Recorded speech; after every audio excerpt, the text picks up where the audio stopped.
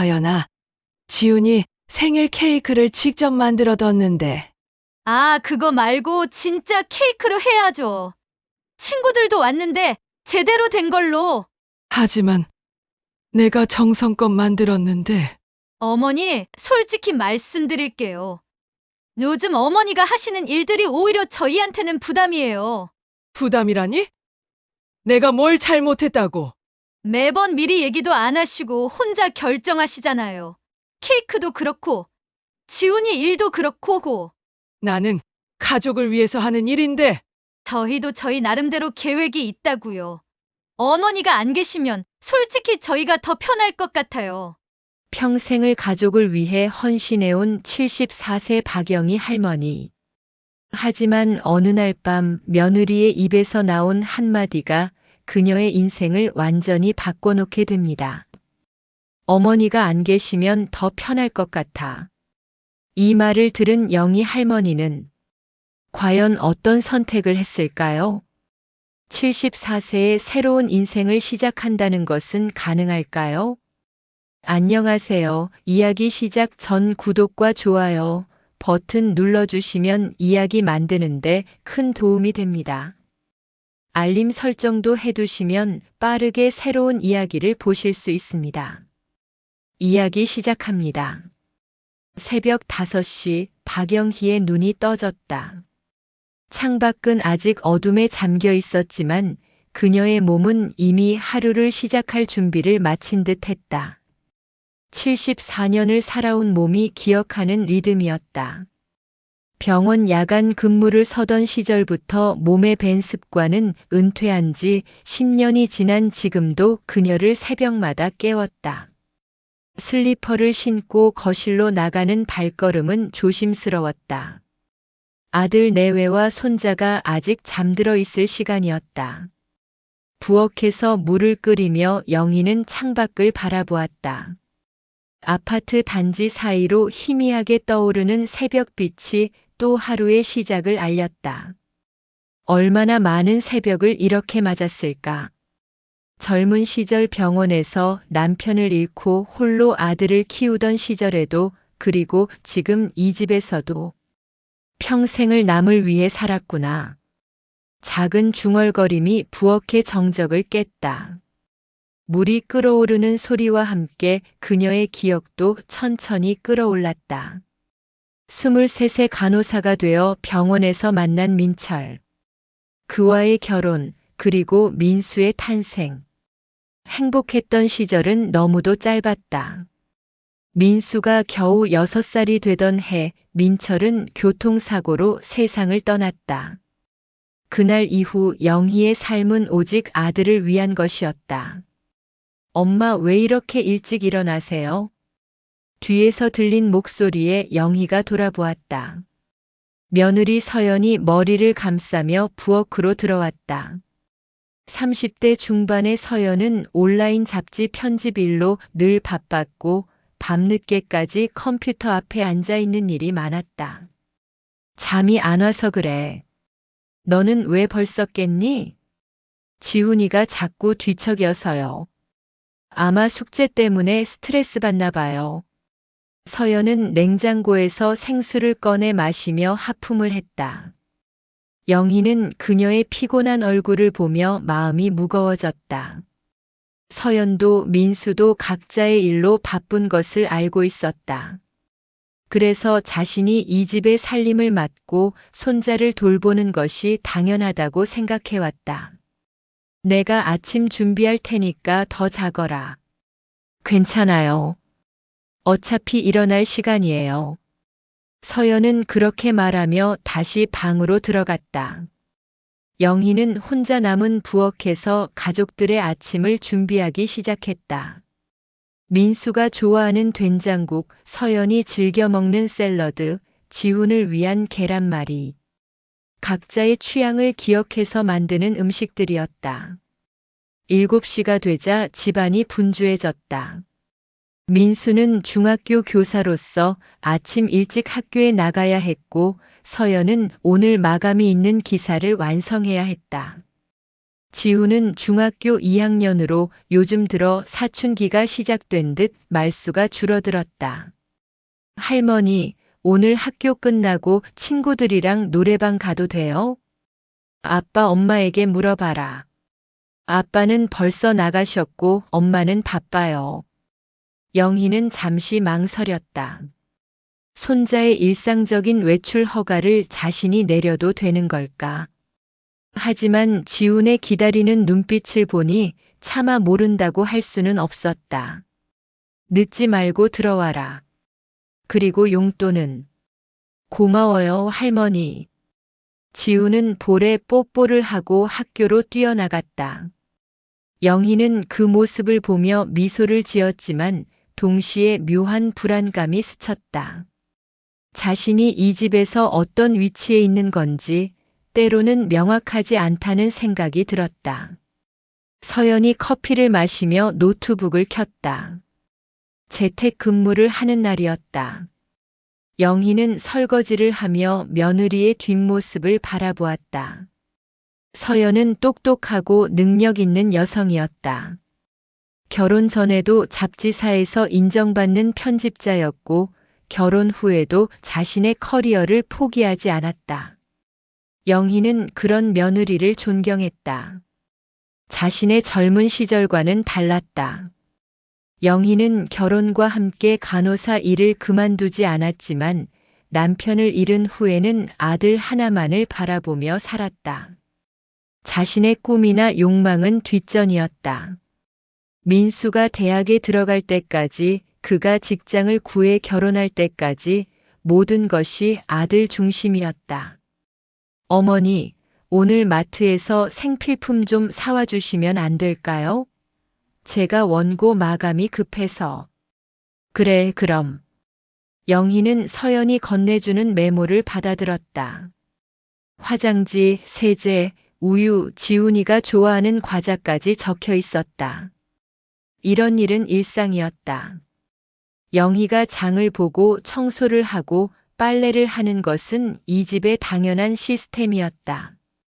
오후가 되어 장을 보고 돌아온 영희는 거실에서 쉬고 있는 서연을 보았다. 노트북을 덮고 소파에 기대어 있는 며느리의 모습이 피곤해 보였다.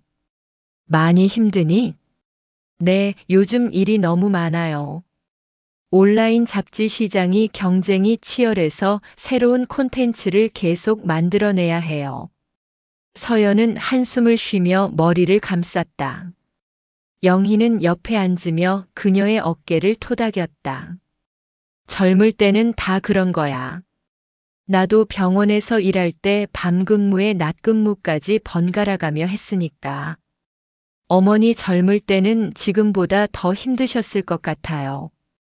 홀로 민수 오빠 키우시면서. 서연의 말에 영희는 먼 곳을 바라보았다.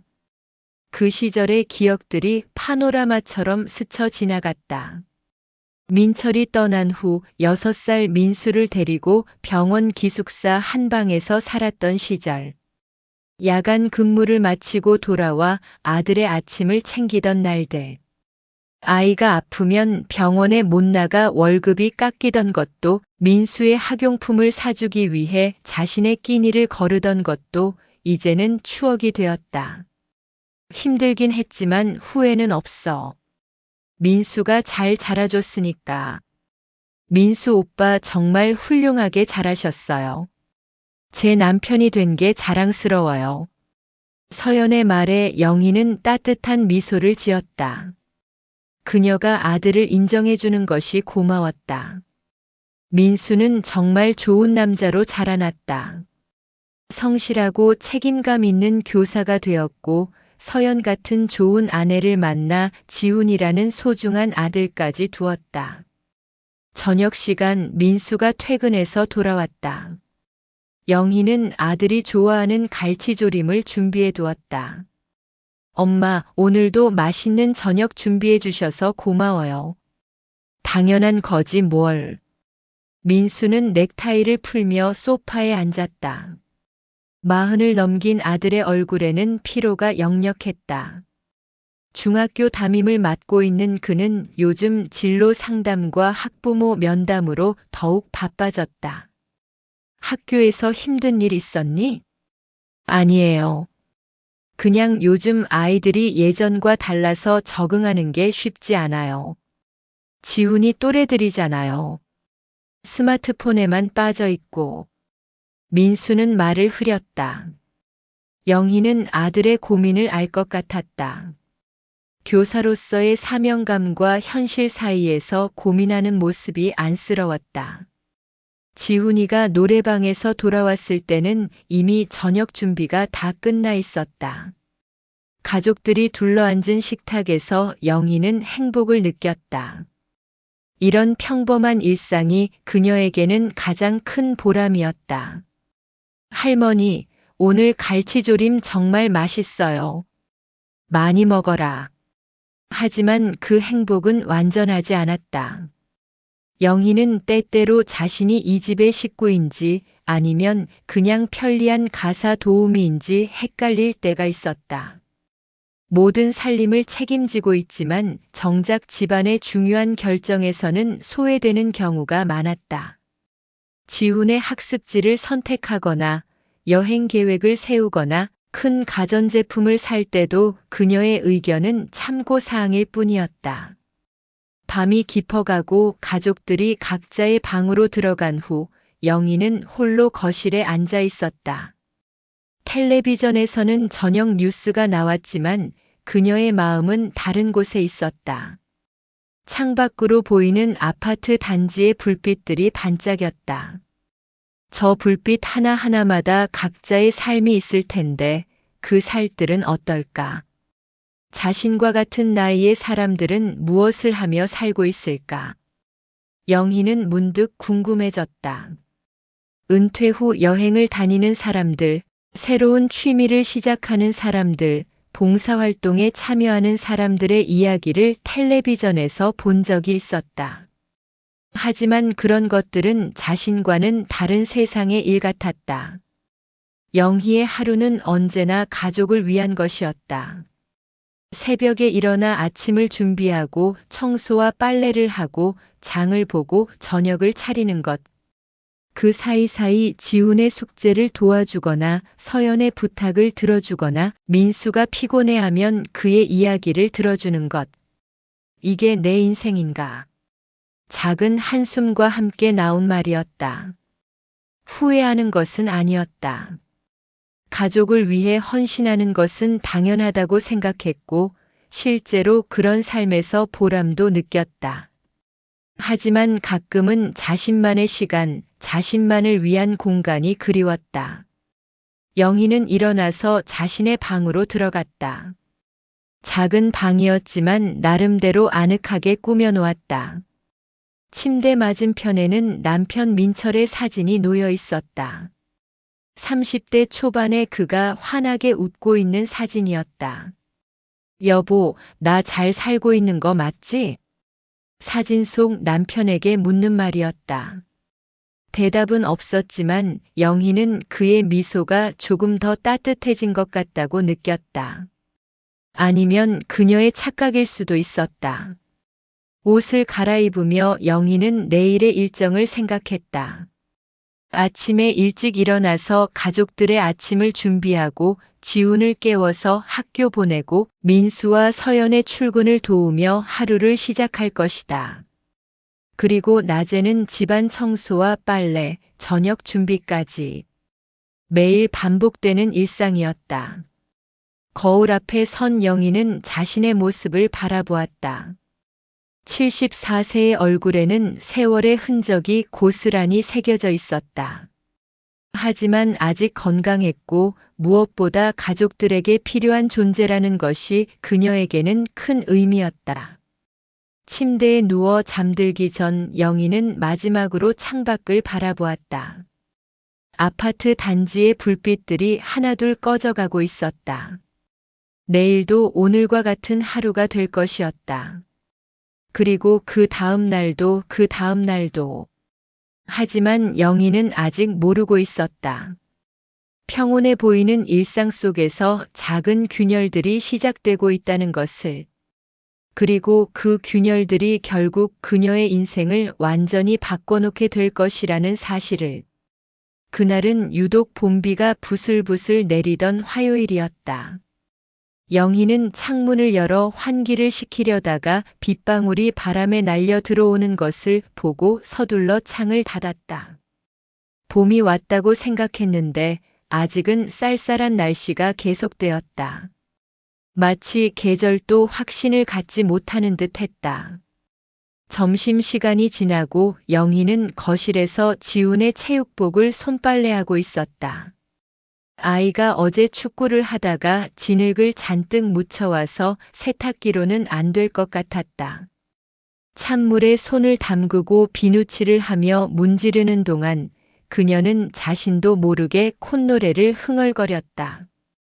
젊은 시절 즐겨 부르던 가요였다. 어머니, 뭐 하고 계세요?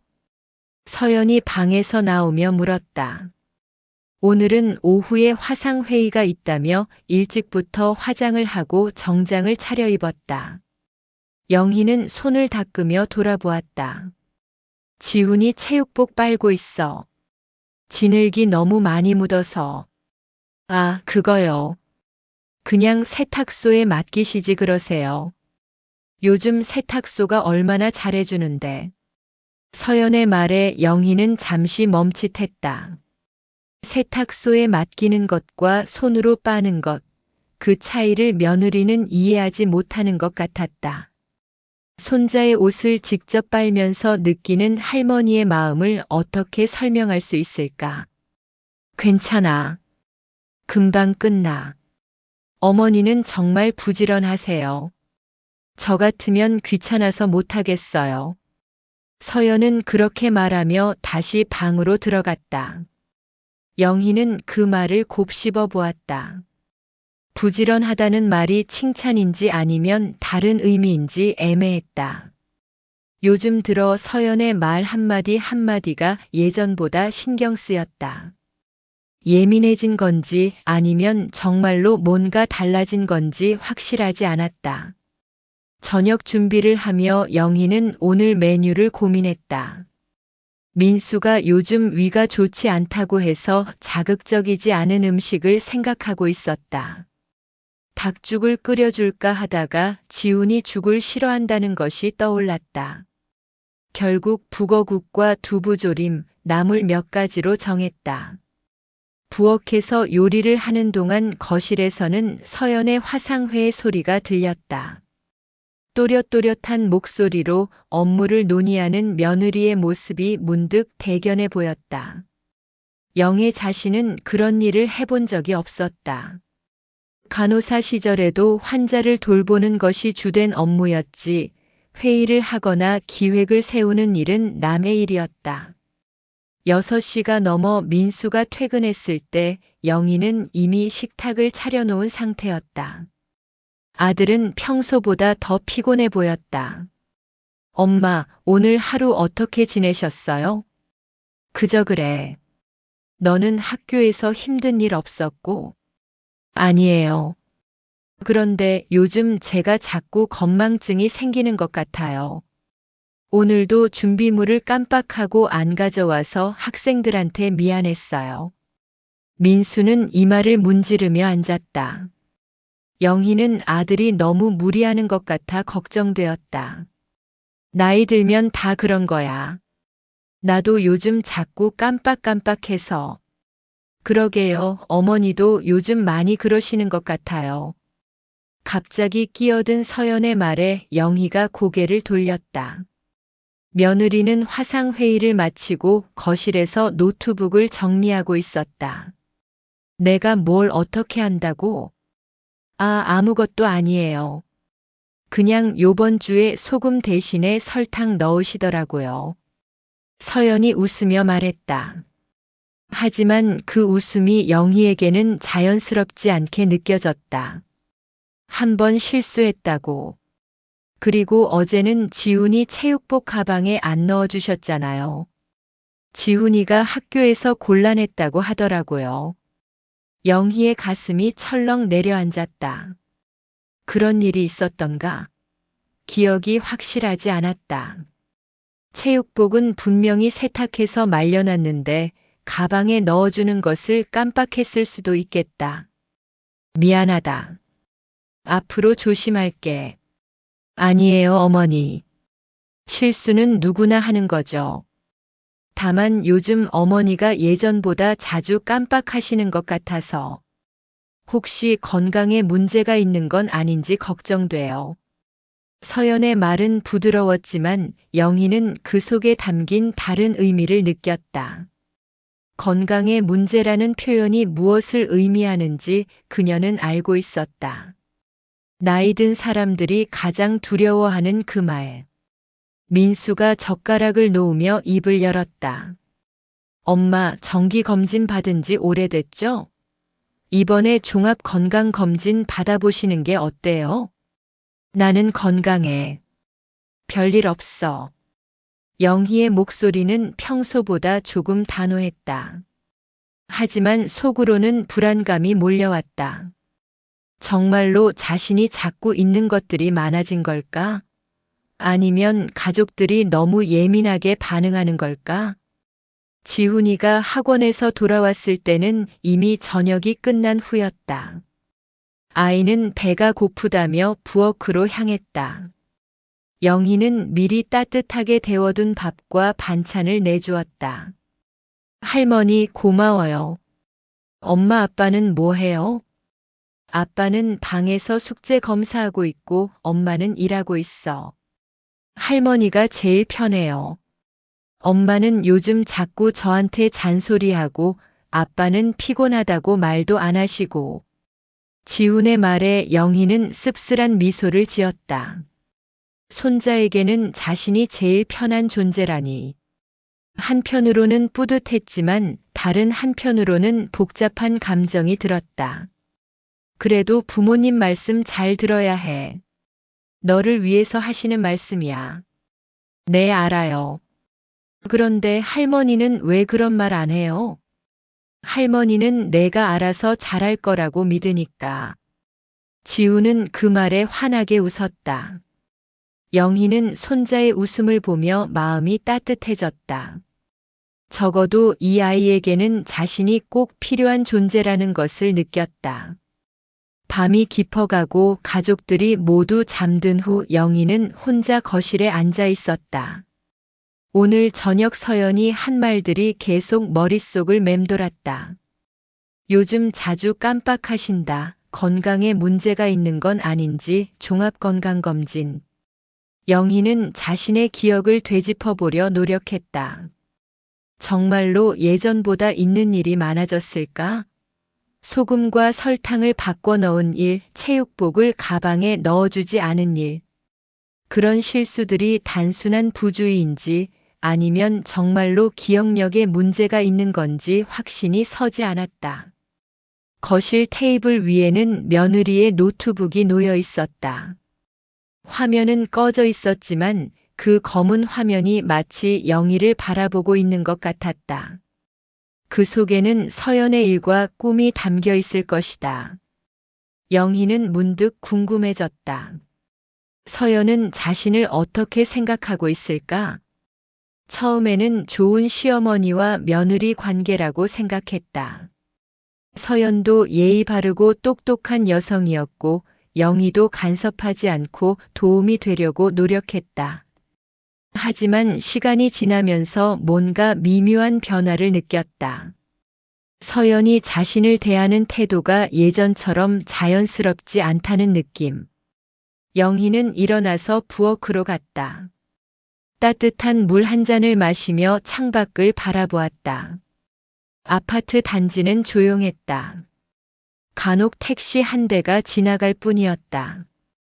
이 시간에 깨어있는 사람이 또 있을까? 자신처럼 복잡한 생각에 잠 못 이루는 사람이 있을까? 물을 마시다가 영희는 문득 깨달았다. 자신이 언제부터 가족들의 말 한마디에 이렇게 예민하게 반응하게 된 걸까? 예전 같으면 서연의 말을 그냥 관심의 표현으로 받아들였을 텐데 지금은 왜 이렇게 신경이 쓰이는 걸까? 아마도 나이가 들면서 생기는 불안감 때문일 것이다. 젊을 때는 실수를 해도 깜빡했다 정도로 넘어갔지만 70이 넘어서는 작은 건망증도 큰 문제로 느껴진다. 특히나 요즘 치매니 인지능력 저하니 하는 이야기들을 자주 들어서 더욱 민감해진 것 같았다.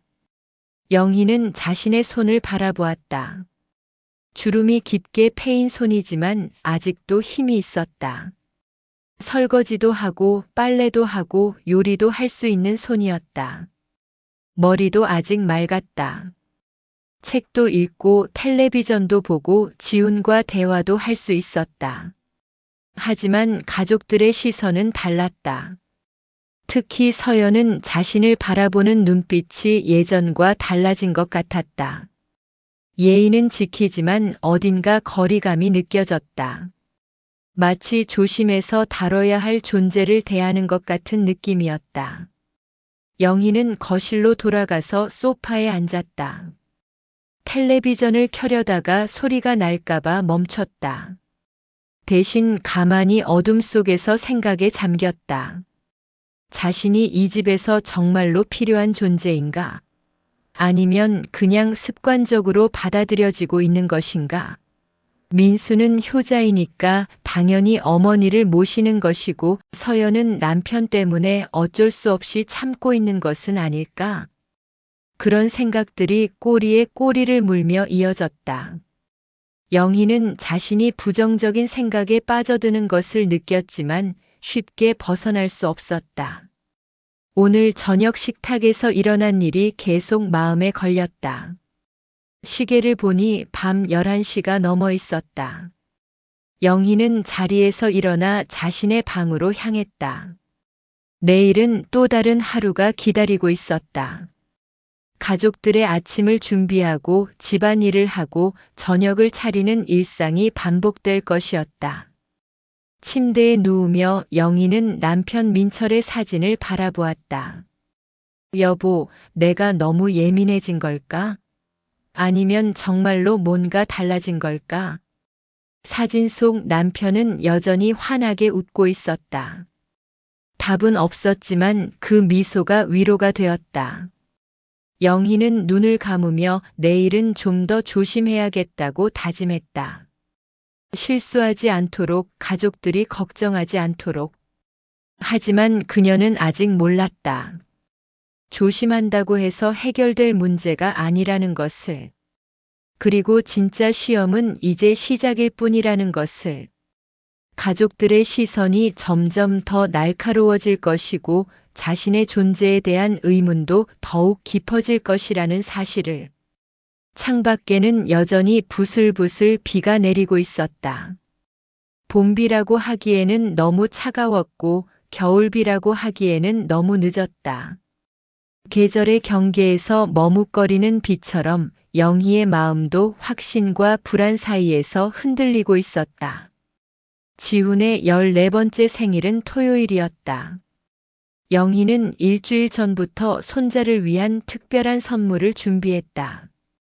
직접 만든 생일 케이크였다. 인터넷에서 레시피를 찾아보고 마트에서 최고급 재료들을 골라 샀다. 딸기는 가장 빨갛고 싱싱한 것으로, 생크림은 유명한 브랜드 제품으로, 스펀지 케이크를 위한 밀가루도 프리미엄 제품으로 선택했다. 목요일 저녁부터 시작된 케이크 만들기는 영희에게 마치 중요한 의식과 같았다. 달걀을 하나하나 정성스럽게 풀고 밀가루를 체에 내리고 오븐의 온도를 세심하게 조절했다. 케이크가 부풀어 오르는 모습을 보며 그녀는 마치 손자의 성장을 지켜보는 것 같은 기쁨을 느꼈다. 금요일 밤에는 데코레이션에 매달렸다. 생크림을 부드럽게 발포시키고 딸기를 예쁘게 자르고 초콜릿으로 해피 버스데이 JIHON이라는 글자를 써넣었다. 손이 떨려서 몇 번이나 다시 썼지만 결국 만족할 만한 글씨를 완성했다. 토요일 아침 영희는 평소보다 일찍 일어나 케이크를 냉장고에서 꺼내 마지막 점검을 했다. 완벽했다. 아니, 완벽하지는 않을지도 모르지만 사랑이 가득 담긴 케이크였다. 손자가 좋아할 얼굴을 상상하며 영희는 절로 미소가 지어졌다. 할머니, 정말 직접 만드셨어요? 일어난 지훈이 냉장고를 열다가 케이크를 발견하고는 눈을 휘둥그렇게 떴다. 당연하지. 우리 지훈이를 위해서 특별히 만든 거야. 와, 진짜 대박이에요. 친구들한테 자랑해도 돼요? 지훈의 반응에 영희의 마음은 날아갈 듯 가벼웠다.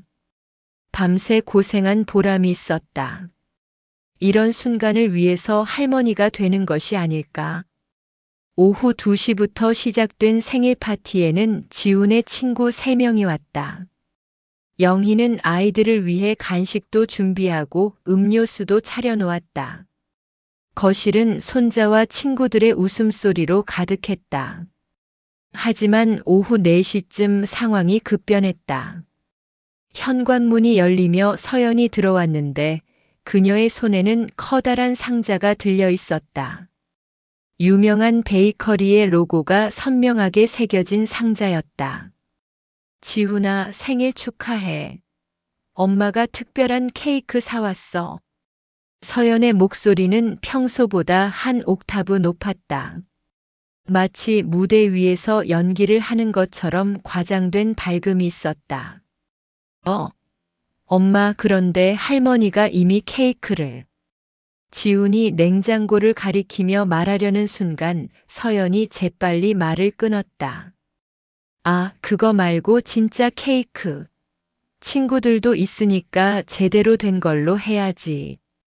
영희는 그 말을 들으며 가슴이 덜컥 내려앉는 것을 느꼈다. 진짜 케이크라는 표현이 무엇을 의미하는지 너무도 명확했다. 그렇다면 자신이 만든 것은 가짜 케이크란 말인가? 서연이 상자를 열자 화려한 3층 케이크가 모습을 드러냈다. 전문적으로 장식된 케이크는 확실히 영희가 만든 것보다 화려하고 세련되어 보였다. 아이들이 탄성을 지르며 몰려들었다. 우와, 이거 완전 예쁘다. 진짜 케이크 집에서 산 거네. 지훈아, 너 진짜 좋겠다. 친구들의 반응을 보며 지훈도 눈을 반짝였다. 영희는 손자의 표정을 보며 복잡한 감정에 휩싸였다. 기쁘면서도 서운했다. 이해하면서도 억울했다. 그럼 할머니 케이크는 어떻게 해요? 지훈이 조심스럽게 물었다. 영희는 그 순간 손자가 자신을 배려하고 있다는 것을 알았다. 14살 아이가 어른들 사이의 미묘한 갈등을 눈치채고 있는 것이었다. 할머니 케이크는 나중에 우리끼리 먹으면 되지 뭐. 서연이 대답했지만 그 말에는 확신이 없었다. 영희는 며느리가 자신의 케이크를 어떻게 처리할 생각인지 대략 짐작할 수 있었다. 아마도 냉장고 한편에 놔두다가 며칠 후에 몰래 버리겠지. 민수가 퇴근해서 돌아온 것은 파티가 거의 끝날 무렵이었다. 그는 베이커리 케이크를 보며 만족스러워했다. 오, 이거 비싸겠는데? 우리 아들 생일이니까 이 정도는 해줘야지. 그리고 나서야 냉장고에 있는 영희의 케이크를 발견했다. 엄마도 케이크를 만드셨네요. 응, 지훈이 위해서 직접 만들었어. 영희의 목소리는 평소보다 작았다. 뭔가 변명하는 것 같은 기분이 들어서 더 이상 말하고 싶지 않았다. 아, 그러셨구나. 수고 많으셨어요. 민수의 반응은 겉으로는 고마워했지만 속으로는 굳이 만들 필요가 있었나 하는 생각을 하고 있는 것 같았다. 영희는 아들의 표정에서 그것을 읽을 수 있었다. 친구들이 돌아간 후 가족들은 서연이 사온 케이크로 소박한 생일 축하를 했다. 촛불을 끄고 노래를 부르고 케이크를 나누어 먹었다. 영희도 한 조각을 받았지만 입안에서는 달콤함보다는 씁쓸함이 더 강했다. 저녁 시간이 되어 영희는 냉장고에서 자신의 케이크를 꺼냈다. 이것도 먹어야지. 할머니가 정성껏 만든 건데. 그녀는 일부러 밝은 목소리로 말했다. 지우는 얼른 다가와서 한 조각을 잘라달라고 했다. 할머니, 이것도 정말 맛있어요. 지훈의 말에 영희는 고마웠다. 하지만 민수와 서연은 형식적으로 한 입씩 맛보는 것에 그쳤다. 특히 서연은 배가 불러서 라며 금세 젓가락을 놓았다. 그날 밤 영희는 부엌에서 설거지를 하며 남은 2개의 케이크를 바라보았다. 베이커리 케이크는 거의 다 먹었지만 자신이 만든 케이크는 대부분 그대로 남아 있었다. 이틀 밤을 새워가며 만든 케이크가 이렇게 방치되는 것을 보니 마음이 아팠다. 하지만 진짜 상처는 그 다음에 왔다. 설거지를 마치고 거실로 나오려는데 민수와 서연이 작은 목소리로 대화하는 소리가 들렸다. 영희는 무의식적으로 걸음을 멈췄다. 솔직히 어머니가 안 계시면 우리 생활이 더 편할 것 같아. 서연의 목소리였다. 영희는 그 말을 듣는 순간 온몸이 얼어붙는 것을 느꼈다. 왜 갑자기 그런 말을 해? 민수가 놀란 듯 물었다. 아니 그냥. 오늘도 그렇고 요즘 자꾸 우리가 하는 일에 간섭하시잖아. 케이크도 그렇고 지훈이 일도 그렇고. 물론 좋은 의도인 건 알지만 가끔은 우리만의 공간이 필요할 때도 있거든. 엄마는 도움이 되려고 그러시는 거야. 도움이 되는 것과 간섭하는 것은 다른 거잖아. 그리고 솔직히 요즘 어머니 상태도 걱정돼. 자꾸 깜빡하시고 오늘도 케이크를 만들어 놨으면서 내가 또 사온다고 미리 말하지도 않고. 그건 서로 소통이 안 된 거고. 아니야, 예전 어머니 같으면 분명히 미리 얘기했을 거야. 요즘 뭔가 달라진 것 같아. 그냥 나만의 생각일 수도 있지만. 영희는 더 이상 듣고 있을 수 없어서 조용히 자신의 방으로 들어갔다. 문을 닫고 침대에 앉으며 서연의 말들이 머릿속에서 맴돌았다. 어머니가 안 계시면 우리 생활이 더 편할 것 같아. 그 말이 가장 아팠다. 자신이 이 집에서 도움이 되는 존재가 아니라 방해가 되는 존재라는 뜻이었다. 그동안 가족을 위해 헌신했다고 생각했는데 정작 가족들은 자신을 부담스러워하고 있었던 것이다. 영희는 거울 앞에 섰다. 74세의 얼굴이 지쳐 보였다. 언제부터 이렇게 초라해 보이는 얼굴이 되었을까? 젊은 시절에는 당당했던 것 같은데 지금은 왜 이렇게 위축되어 보일까? 케이크를 만들며 느꼈던 기쁨도 지훈이 좋아하던 모습도 이제는 모두 부질없는 일처럼 느껴졌다. 자신의 정성이 가족들에게는 간섭으로 받아들여지고 있었다는 사실이 가장 견디기 어려웠다. 침대에 누워 천장을 바라보며 영희는 생각했다. 정말로 자신이 없으면 이 가족이 더 행복할까? 그렇다면 지금까지 자신이 여기 있었던 이유는 무엇이었을까?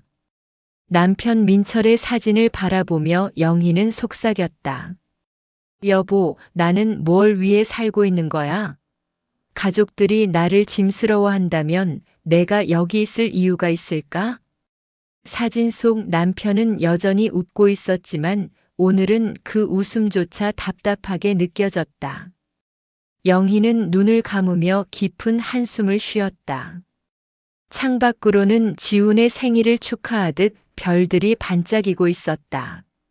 하지만 영희의 마음은 어둠보다도 깊은 곳으로 가라앉고 있었다. 오늘의 일은 단순한 케이크 소동이 아니었다. 그것은 자신의 존재 가치에 대한 근본적인 의문을 던지는 사건이었다. 이제 영희는 알았다. 무언가 변해야 한다는 것을. 하지만 무엇을 어떻게 바꿔야 할지는 아직 명확하지 않았다.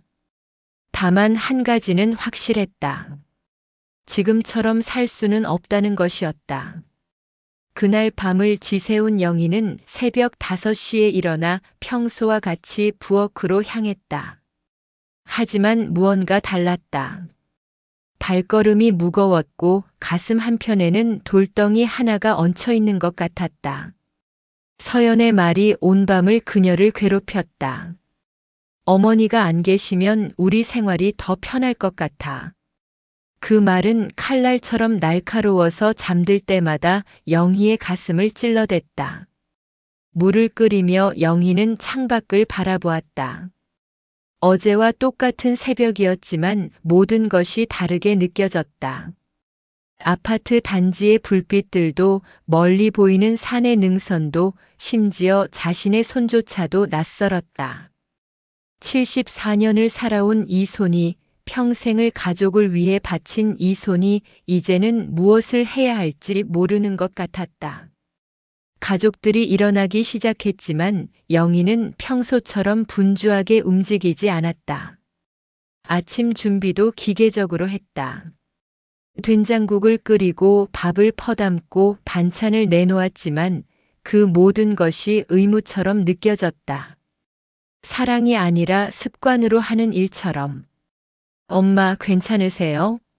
얼굴이 안 좋아 보이는데. 민수가 걱정스러운 표정으로 물었다. 영희는 그 순간 아들에게 모든 것을 털어놓고 싶었다. 어젯밤 들은 이야기를, 자신이 느끼는 서운함을, 그리고 이 집에서 점점 소외되어 가는 기분을 말하고 싶었다. 하지만 입이 떨어지지 않았다. 괜찮아. 잠을 못 잤을 뿐이야. 서연은 영희를 바라보지 않았다. 어젯밤 자신이 한 말을 영희가 들었을 수도 있다는 것을 직감하고 있는 것 같았다. 그녀는 평소보다 더 바쁘게 움직이며 아침 준비를 서둘렀다. 지훈만은 영희에게 다가와 볼에 뽀뽀를 했다. 할머니, 어제 케이크 정말 맛있었어요. 엄마가 사온 것보다 훨씬 맛있었어요. 그 말에 영희의 마음이 잠시 따뜻해졌다. 하지만 곧 씁쓸함이 뒤따랐다. 14살 손자조차 어른들 사이에 미묘한 갈등을 느끼고 할머니를 위로하려 하고 있다는 사실이 더욱 마음을 아프게 했다.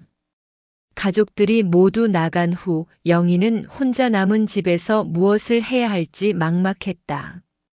평소라면 청소를 시작했을 텐데 오늘은 의욕이 나지 않았다. 대신 소파에 앉아 멍하니 벽을 바라보았다. 그때 눈에 들어온 것이 거실 한편에 놓인 가족 사진들이었다. 민수의 결혼식 사진, 지훈이 어렸을 때 사진, 가족 여행 사진들. 모든 사진에 자신이 있었다. 웃고 있는 자신의 모습이 있었다. 그때는 정말로 행복했었나? 아니면 행복한 척하고 있었던 걸까? 오후가 되어서야 영희는 결심을 굳혔다. 더 이상 이렇게 살 수는 없었다. 가족들에게 부담이 되면서까지, 자신의 존재가 간섭으로 여겨지면서까지 이 집에 있을 이유는 없었다. 영희는 옷장에서 가장 단정한 옷을 꺼내 입었다. 그리고 지갑을 챙겨 밖으로 나갔다. 목적지는 은행이었다. 은행에 도착해서 번호표를 뽑고 기다리는 동안 영희는 지난 세월을 돌이켜보았다. 민철이 세상을 떠난 후 홀로 민수를 키우면서 조금씩 모은 돈, 간호사로 일하며 받은 월급 중에서 아껴서 저축한 돈, 그리고 은퇴 후 받은 퇴직금까지. 모든 것을 아들과 가족을 위해서 아껴왔었다. 어떻게 도와드릴까요? 창구 직원의 친절한 목소리에 영희는 정신을 차렸다. 전 재산을 정리하고 싶습니다. 직원은 잠시 놀란 표정을 짓더니 차분하게 설명하기 시작했다. 영희는 자신의 예금을 세 부분으로 나누기로 했다. 일부는 사회복지단체에 기부하고 일부는 지훈이의 교육비로 남겨두고 나머지는 자신의 새로운 출발을 위해 사용하기로 했다. 기부하기로 한 돈은 생각보다 큰 액수였다. 그동안 모은 전 재산의 3분의 1에 해당하는 금액이었다.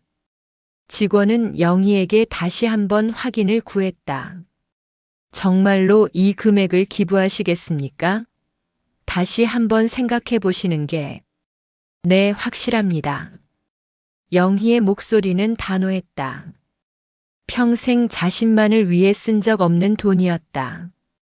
이제라도 의미 있는 곳에 사용하고 싶었다. 은행 업무를 마치고 나온 영희는 발걸음이 한결 가벼워진 것을 느꼈다. 무언가 큰 짐을 내려놓은 기분이었다. 이제 남은 것은 가족들에게 자신의 결정을 알리는 일이었다. 집으로 돌아와 영희는 편지를 쓰기 시작했다. 민수에게 쓰는 편지였다. 무엇부터 써야 할지 몰라 몇 번이나 종이를 버렸다. 마침내 영희는 가장 솔직한 마음으로 펜을 들었다. 민수야, 엄마가 이런 편지를 쓰게 될 줄은 몰랐다. 너를 키우느라 평생을 바쳤는데 이제 와서 이런 결정을 내리는 것이 이상하게 느껴질 수도 있을 거야. 어젯밤 서연이와 내가 나눈 대화를 들었다. 서연이가 엄마가 없으면 더 편할 것 같다고 한 말을. 처음에는 많이 상처받았다. 하지만 하루 종일 생각해 보니 서연이 말이 틀린 것은 아니구나 싶었다. 나는 도움이 되려고 했는데 오히려 간섭이 되고 있었나 보다. 너희들만의 가족 시간을 방해하고 있었던 것 같다. 그동안 내가 너무 안일하게 생각했나 보다. 민수야, 엄마는 너희 집에서 더 이상 필요 없는 사람인 것 같아. 내 인생의 남은 시간은 내가 책임질게. 너희들은 너희들만의 행복을 찾아가거라. 지훈이에게 할머니가 멀리 가서 새로운 공부를 한다고 전해주렴. 아이가 상처받을까봐 걱정된다. 그 아이 교육비는 내가 따로 준비해뒀으니 걱정하지 마라. 서연이한테는 미안하다고 전해줘. 좋은 며느리인데 내가 너무 눈치 없이 굴었나 보다. 엄마가 사랑한다. 편지를 다 쓰고 나자 눈물이 나왔다. 하지만 후회되지는 않았다. 오히려 속이 시원한 기분이었다. 그동안 쌓였던 답답함이 편지를 통해 모두 쏟아져 나간 것 같았다. 영희는 편지를 봉투에 넣고 민수의 방 책상 위에 놓았다. 그리고 자신의 방으로 들어가 짐을 쌌다. 많은 것을 가져갈 필요는 없었다.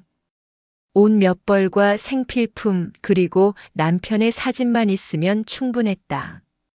짐을 다 싸고 나서 영희는 마지막으로 집안을 둘러보았다.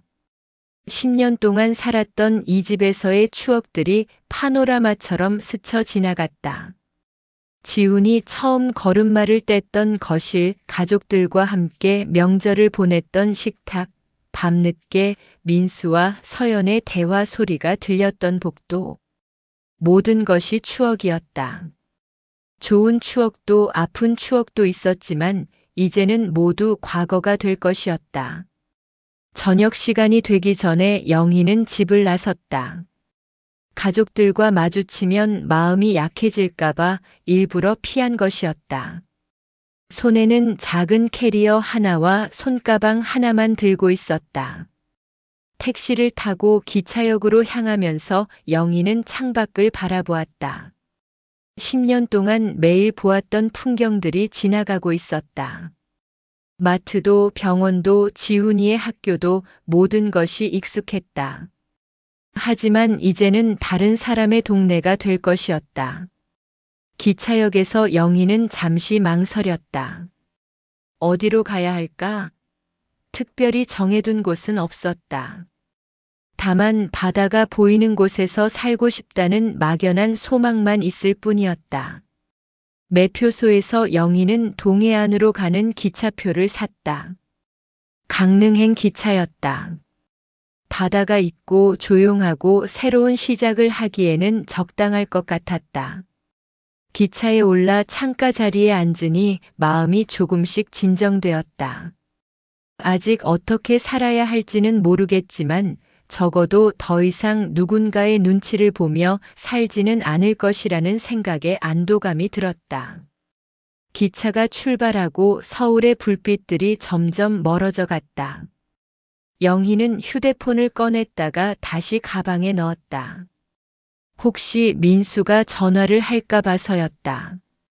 하지만 아직은 가족들의 목소리를 들을 준비가 되어 있지 않았다. 창밖으로 어둠이 깔리고 있었다.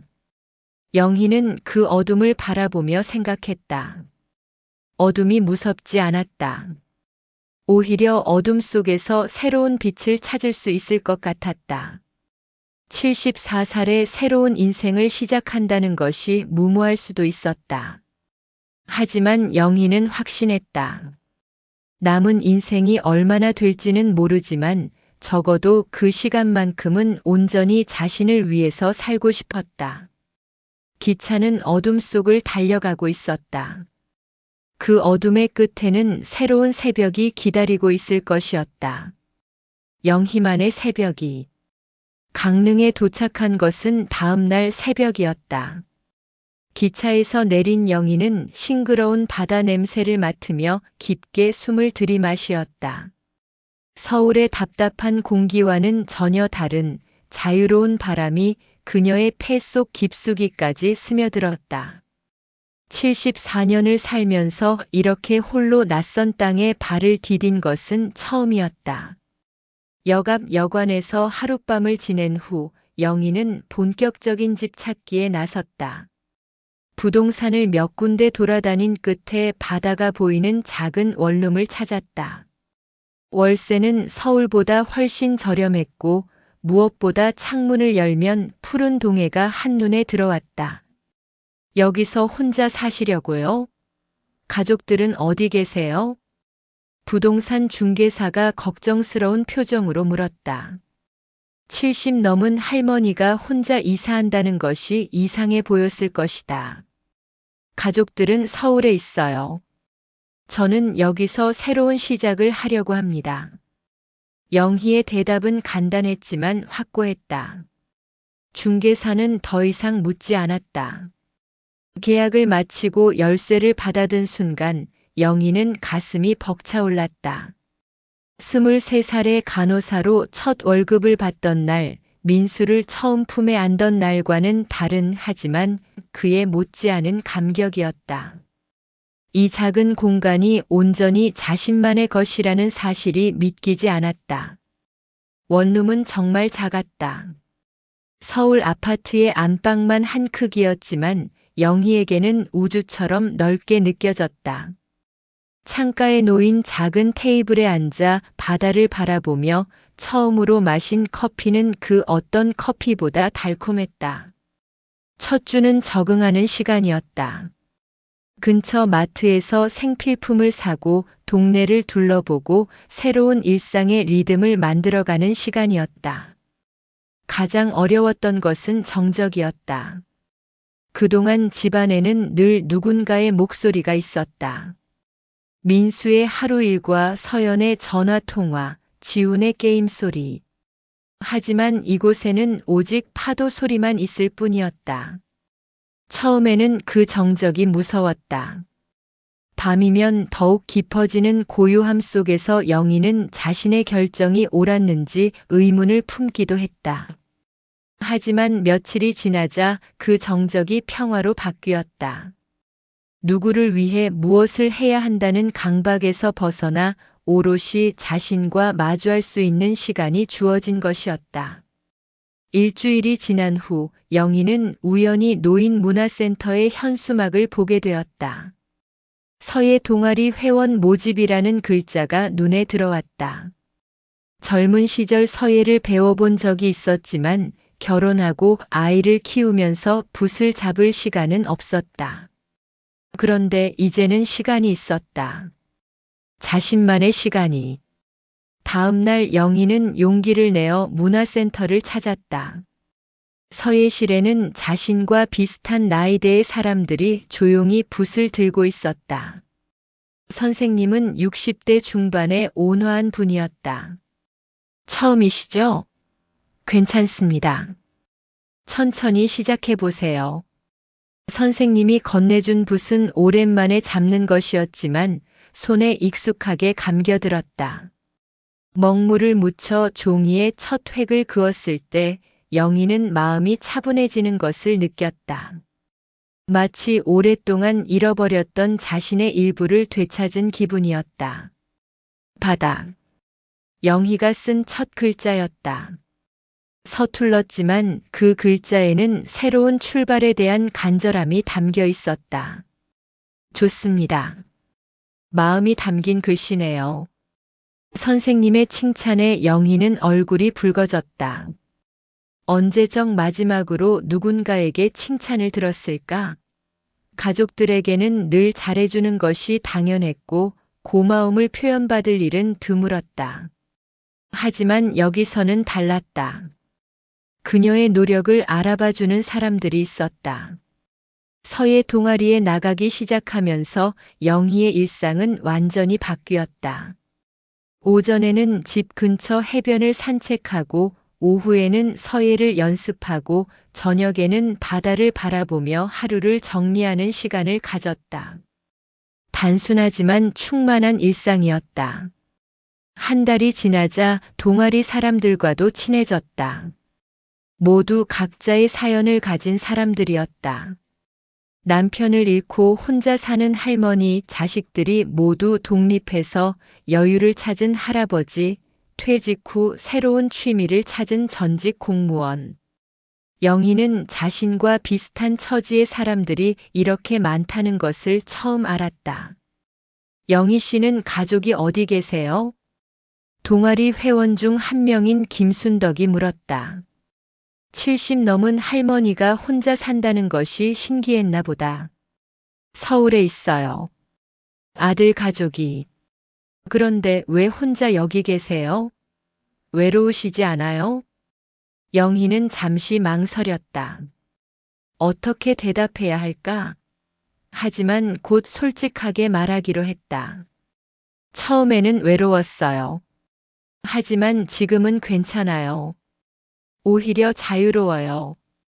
자유로워요? 네.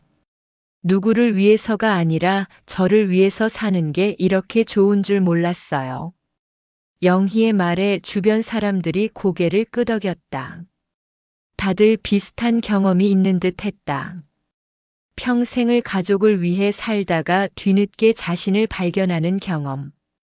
2달이 지나자 영희의 서예 실력은 눈에 띄게 늘었다. 선생님도 놀랄 정도였다. 영희 씨, 이번 가을 전시회에 작품을 출품해 보시는 게 어때요? 저요? 아직 부족한데. 아니에요. 충분히 수준이 됩니다. 그리고 무엇보다 마음이 담긴 글씨거든요. 전시회. 영희에게는 생각해 본 적 없는 일이었다. 자신의 작품이 다른 사람들에게 보여진다는 것, 그것도 당당하게 전시된다는 것이 믿기지 않았다. 집에 돌아와 영희는 거울 앞에 섰다. 강릉에 온 지 2달, 그녀의 모습은 많이 달라져 있었다.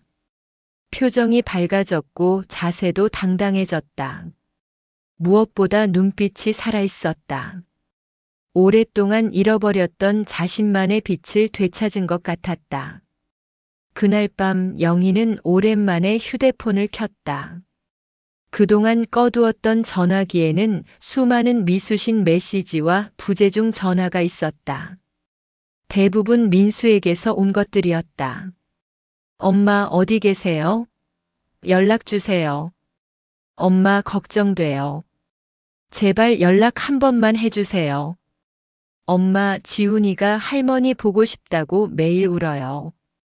메시지들을 읽으며 영희의 마음이 흔들렸다. 특히 지훈이 이야기를 들으니 가슴이 아팠다. 하지만 영희는 참았다. 아직은 아니었다. 아직은 자신이 더 단단해질 시간이 필요했다. 대신 영희는 짧은 문자를 보냈다. 걱정 마. 잘 지내고 있어. 나도 내 인생을 살 권리가 있다. 지훈이한테는 할머니가 좋은 공부하고 있다고 전해줘. 그리고 다시 전화기를 껐다. 석 달째 되는 날 영희는 바다를 바라보며 생각했다. 이제 더 이상 예전의 박영희가 아니었다. 누군가의 엄마, 누군가의 시어머니가 아니라 온전한 자신이었다. 74세에 찾은 이 자유로움이 얼마나 소중한지 매일 새롭게 깨달았다. 서예 동아리에서는 가을 전시회 준비가 한창이었다. 영희도 자신의 작품을 준비하고 있었다. 자유라는 글자를 써서 출품하기로 했다. 그 두 글자에 자신의 모든 이야기가 담겨 있다고 생각했다. 영희 씨, 정말 좋은 작품이네요. 이 글씨를 보면 마음이 시원해져요. 동아리 회원들의 반응은 뜨거웠다. 영희는 처음으로 누군가에게 인정받는 기쁨을 제대로 느꼈다. 가족들에게는 당연한 것으로 여겨졌던 모든 것들이 여기서는 특별한 가치로 받아들여졌다. 전시회 개막일이 다가오면서 영희는 설렜다. 평생 처음으로 자신만을 위한 일을 해내는 것이었다. 누구의 도움도 받지 않고 누구를 위해서도 아닌 오직 자신을 위한 성취였다. 전시회 당일 영희는 가장 좋은 옷을 입고 회장에 갔다. 자신의 작품이 액자에 예쁘게 들어가 벽에 걸려 있는 것을 보니 눈물이 났다. 자유라고 쓰인 그 글씨는 영희의 새로운 인생을 상징하는 것 같았다. 이 작품 정말 좋네요. 글씨에서 힘이 느껴져요. 모르는 관람객이 영희의 작품 앞에서 감탄했다. 영희는 그 말을 들으며 가슴이 벅차올랐다. 자신의 작품이 다른 사람에게 감동을 주고 있다는 사실이 믿기지 않았다. 전시회를 마치고 집에 돌아온 영희는 바다를 바라보며 다짐했다. 이제는 누구에게도 기대지 않고 나를 위해 살겠다. 그 말은 더 이상 아픈 결심이 아니었다. 기쁜 다짐이었다. 74세에 찾은 진정한 자유, 그것은 누구도 빼앗을 수 없는 영희만의 것이었다. 창밖으로 석양이 바다를 붉게 물들이고 있었다. 영희는 그 아름다운 풍경을 바라보며 미소 지었다.